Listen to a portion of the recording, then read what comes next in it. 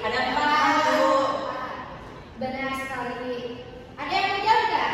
Teorinya apa aja? Ada yang bisa sebutin nggak apa aja teorinya? Saya, Bu. Oke, silakan sebutkan nanti. Yang pertama yaitu teori Brahmana, yang kedua yaitu teori Ksatria, yang ketiga yaitu teori Waisya, dan yang terakhir yaitu teori arus balik. Benar nggak teman-teman? Benar. Oh iya, sebelum masuk ke pembelajaran, kita absen terlebih dahulu ya. Iya, Bu. Oke, absen pertama, Lutfi Hadir, Bu. Oke, Lutfi hadir. Amela hadir. Amela hadir. Rustini hadir, Bu. Oke, hadir. Rifda hadir, Bu. Oke, hadir semuanya ya. Hadir, Bu. Tadi kita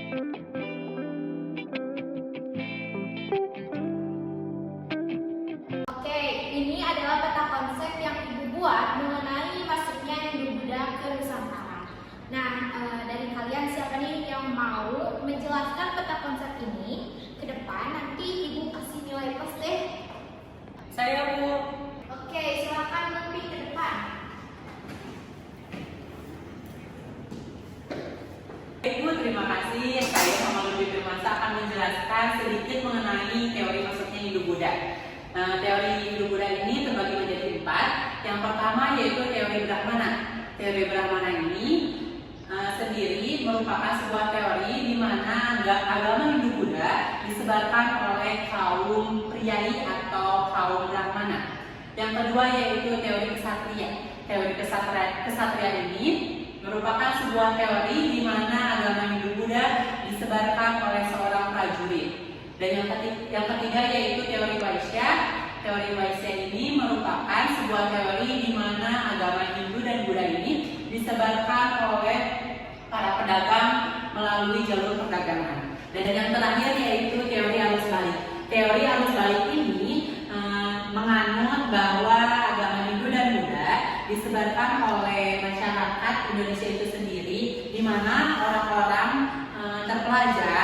belajar langsung ke pusat agama Hindu itu sendiri dan disebarkan di wilayah masing-masing.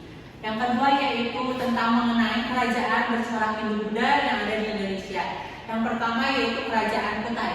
Kerajaan Kutai ini merupakan sebuah kerajaan pertama dan tertua bercorak agama Hindu di Indonesia. Kerajaan Kutai ini dipimpin oleh seorang raja yang terkenal sekali yang bernama Mulawarman. Yang kedua yaitu Kerajaan Tarumanegara. Kerajaan Tarumanegara ini merupakan sebuah kerajaan bercorak agama Hindu setelah Kerajaan Kutai. Kerajaan Tarumanegara ini dipimpin oleh seorang raja yang sangat terkenal yaitu Raja Gunawarman. Yang ketiga yaitu Kerajaan Sriwijaya. Kerajaan Sriwijaya ini merupakan sebuah kerajaan bercorak Buddha terbesar di Nusantara. Rajanya yang terkenal yaitu Balaputradewa, di mana raja ini sendiri merupakan sebuah raja yang sangat besar dan kokoh akan keberhasilannya dalam bidang laut. Dan yang terakhir yaitu Kerajaan Majapahit. Kerajaan Majapahit ini merupakan sebuah kerajaan di mana ada dua sosok yang terkenal. Yang pertama yaitu Hayam Wuruk. Hayam Wuruk sendiri merupakan sebuah raja yang sangat diagung-agungkan oleh masyarakat Majapahit karena keberhasilannya menaklukkan Nusantara.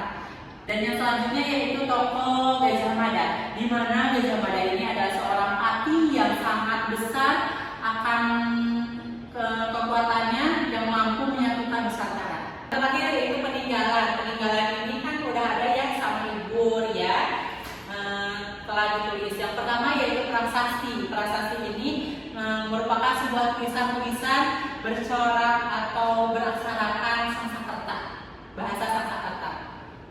Contoh prasasti itu sendiri yaitu prasasti Kebon Kopi, prasasti Ciadegan. Yang kedua yaitu candi. Kalian tahu sendiri kan ya candi. Candi itu kan sebuah tempat peribadatan. Contoh candi itu sendiri yaitu Candi Prambanan, Candi Borobudur, Candi Cangkuang dan sebagainya. Yang ketiga yaitu arca.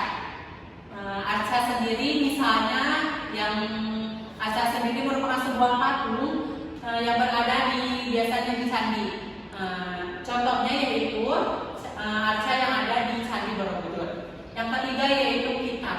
Kitab ini merupakan sebuah buku atau karangan yang ditulis oleh sebuah buku, di mana karangan tersebut biasanya berisi tentang kerajaan-kerajaan itu sendiri. Contoh dari kitab yaitu kitab Sutasoma dan kitab Negara Tagama. Dan yang terakhir yaitu Yupa. Biasanya Yupa ini sepaket sama arca ya, soalnya Yupa ini biasanya berada di sebuah candi. Mungkin itu Ibu. Wah, berikut banget ya. Oke, tadi Lutfi udah menjelaskan mengenai peta konsep ini. Silakan duduk. Terima kasih Bu. Benar ya, berarti teori masuknya Hindu-Buddha itu ada 4, di mana ada teori Brahmana yang disebarkan oleh seorang pendeta. Terus yang kedua ada teori Ksatria yang disebarkan oleh para ksatria atau para prajurit. Yang ketiga ada teori Waisa yang disebarkan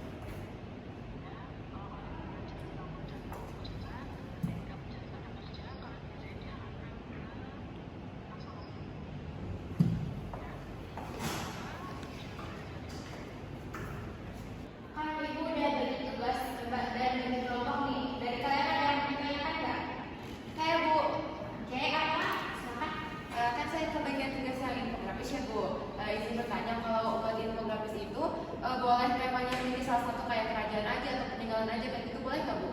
Boleh. Kan karena infografis itu tempatnya dikit ya, jadi terserah kalian mau ngambil tentang apa, tapi berfokus pada masuknya yang berbeda ke Nusantara ya. Baik, terima kasih. Saya Bu ingin bertanya. Oke, silakan Lutfi. Kan saya itu kebagian makalah ya Bu. Untuk makalah sendiri subtemanya apa aja ya Bu?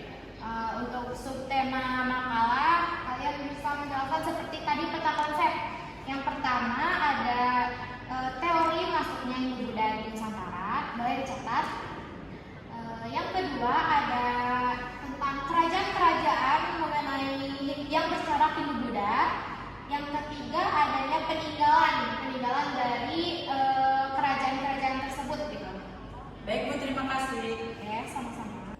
Bu izin bertanya, kalau untuk peta itu kriterianya itu seperti apa? Apakah harus digambar di kertas ukurannya berbeda-beda atau juga harus dilukis atau seperti apa Bu?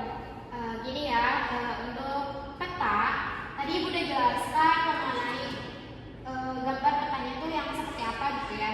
Nah, petanya itu bisa mengenai jalur masuknya Hindu Buddha ke Nusantara atau mengenai peninggalan-peninggalan dari Hindu Buddha tersebut tuh di mana aja gitu ya. Terus untuk ketentuan kertasnya boleh menggunakan kertas A4. Terus kalau lebih bagus digambar ya. Baik Ibu, terima kasih. Ya, sama-sama. Ibu izin bertanya, kalau untuk tugasnya itu dikumpulin kapan Ibu? Nah, untuk tugasnya kita kumpulin bareng-bareng di minggu depan ya, pas pertemuan Ibu lagi di jam segini lagi. Oke? Baik Bu. Ada yang ditanyakan lagi nggak? Cukup Bu. Oke. Kalau udah cukup, kita akhiri saja ya pembelajaran kali ini. Nanti minggu depan kita bertemu lagi di kelas ini dengan orang yang sama dengan Ibu juga. Oke? Kepada ketua kelas boleh untuk berdoa untuk mengakhiri kelas. Baik Bu, terima kasih. Untuk kepada rekan-rekan, teman-teman, sebelum kita pulang, sebaiknya kita berdoa terlebih dahulu. Berdoa dimulai. Berdoa selesai.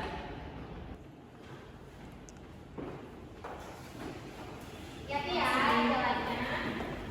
Kasih Ibu.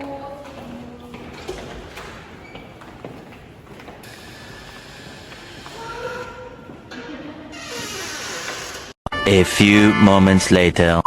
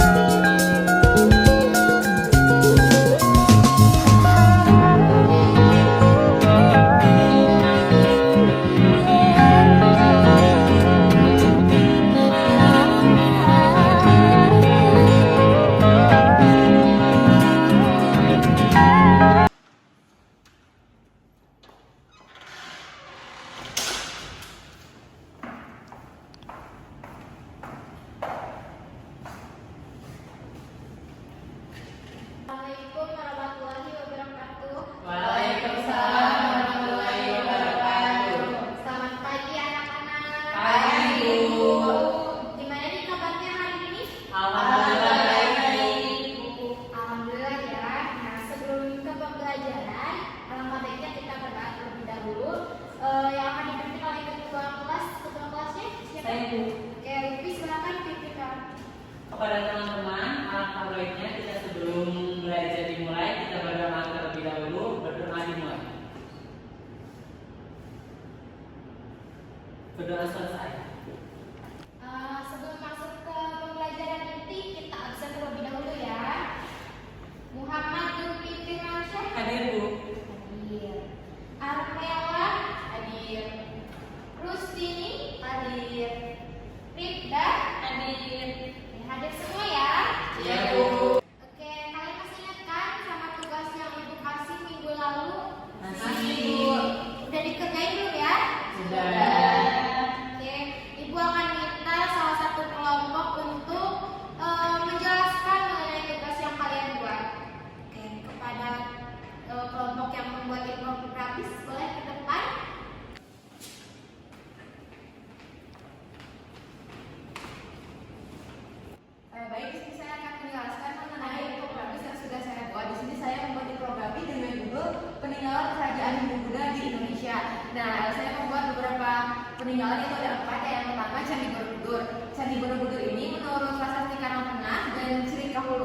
didirikan sekitar abad ke-8 sampai 9 Masehi gitu ya, dan dibangun pada masa dinasti Sailendra. Raja yang membangun candi ini yaitu Raja Tarumanegara dan yang memerintah sekitar tahun 712 Masehi sampai 823 Masehi. Nah, candi ini baru selesai dibangun ketika masa Ratu Pramodawardhani yang memerintah selanjutnya. Asal penamaan Candi Borobudur ini diperkirakan berasal dari kata para Buddha yang kemudian ada pergeseran kata sehingga menjadi Borobudur. Nah, yang candi yang kedua yaitu ada Candi Prambanan. Candi Prambanan ini merupakan candi yang bercorak Hindu. Candi ini dibangun pada masa dinasti Sanjaya yang mana raja yang membangunnya ini Raja Rakkhaya Pikatan. Awalnya candi ini tuh dibangun sebagai bentuk penghormatan terhadap Trimurti, yaitu dewa tertinggi dalam agama Hindu. Nah, kemudian candi ini juga dibangun oleh ribuan pekerja yang ahli dalam bidang seni dan arsitektur, yang mana kemudian dibangun sebuah kompleks candi yang terdiri dari 3 candi utama, yaitu Candi Brahma, Wisnu, dan juga Candi Trimurti. Candi Trimurti ini merupakan candi utamanya yang dijadikan sebagai tempat berdoa dan pemujaan. Kemudian candi yang ketiga itu ada Candi Panataran. Candi Panataran ini bercorak Hindu. Candi ini dibangun pada masa kerajaan Majapahit. Raja yang membangunnya yaitu Raja Jayanegara yang memerintah sekitar tahun 1309 Masehi, 1311 sampai 1328 Masehi. Kemudian pembangunan candi ini dilanjutkan oleh Ratu Tribhuwana Tunggadewi yang memerintah sekitar tahun 1350 sampai 1328 sampai 1350. Nah, candi ini itu pada masa kerajaan merupakan candi penting yang mana dijadikan sebagai tempat berdoa dan juga pusat pendidikan.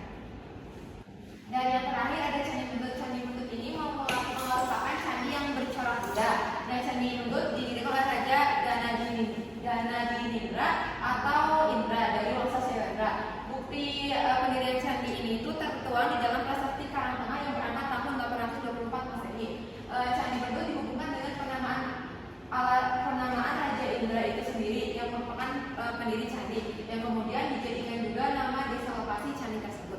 Nah, mungkin itu saja penjelasan dari infografis yang dapat saya sampaikan. Oke, silakan duduk kembali anak. Terima kasih, Bu. Oke, untuk tugas yang lain nanti dikumpulkan ya ke Ibu di sini. Mungkin segitu aja pertemuan kali ini. Kepada ketua kelas untuk berdoa menutup kelas hari ini. Baik, sebelum kita pulang, langkah kita baiknya yaitu berdoa terlebih dahulu. Berdoa dimulai. Berdoa